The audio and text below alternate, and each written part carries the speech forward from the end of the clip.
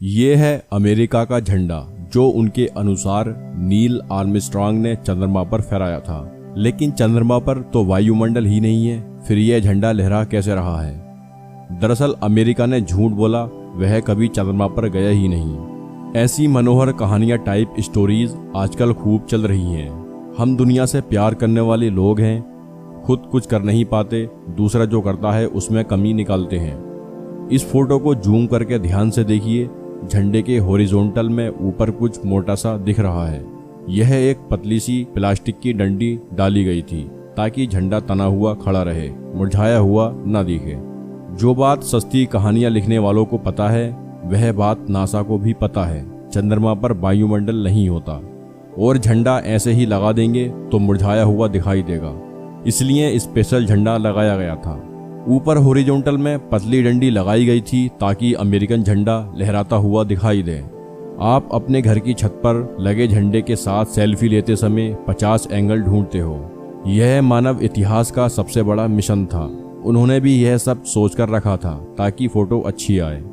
America ने एक बार नहीं 6 बार चंद्रमा पर इंसानों को भेजा है। वहां अभी भी 5 जगहों पर अंतरिक्ष यात्रियों के गाढ़े झंडे लहरा रहे हैं और वहां अभी भी उनकी छोड़ी हुई बहुत सी चीजें मौजूद हैं। बाद में रूस, चीन, भारत जैसे बहुत देशों के सैटेलाइट ने इन सब बातों की तस्दीक की है। अभी चांद पर भारत का चंद्रयान 3 गया है। भारत से इंसान को नहीं भेजा गया, फिर भी चंद्रयान 3 से जो फोटो खींचकर आपको दिखाई जाएंगी उसमें भारत का लहराता हुआ शानदार तिरंगा होगा। प्लान करने वाले को इतनी अकल होती है कि झंडा लहराता हुआ दिखे, ऐसा दिखे जिसे देखकर आपका सीना गर्व से तन जाए। लेकिन यहाँ पर कुछ लोग यह भी कहते हैं कि अमेरिका ने बाद में चांद पर इंसान को क्यों नहीं भेजा।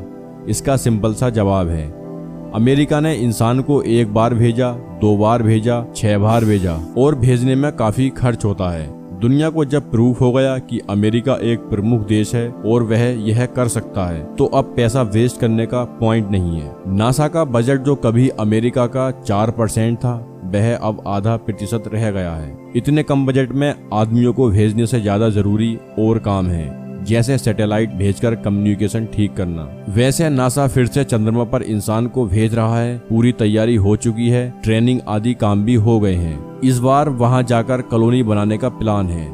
2025 में फिर से वहां इंसान जाने वाले हैं। इस मिशन पर अमेरिका ने लगभग $150 बिलियन खर्च किए हैं। अगर इस बजट की तुलना की जाए तो भारत में इसरो का कुल बजट ही 1.5 बिलियन है।